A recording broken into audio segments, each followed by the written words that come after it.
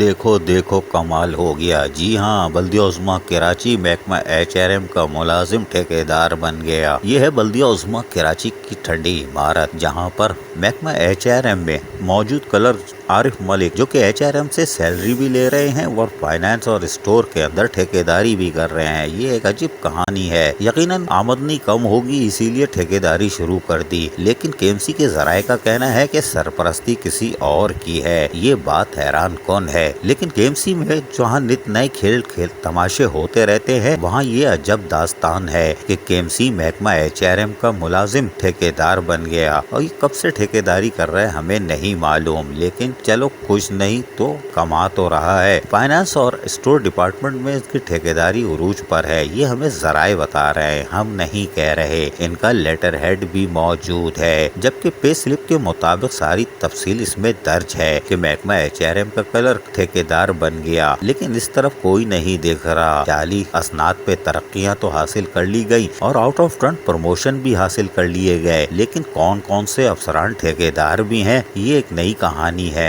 इस पर भी हम तवज्जो दे रहे हैं, लेकिन ये पहली कहानी है कि महकमा HRM का कलर ठेकेदार बन गया। अजीज आरिफ, KBS बल्दियाती न्यूज़ कराची।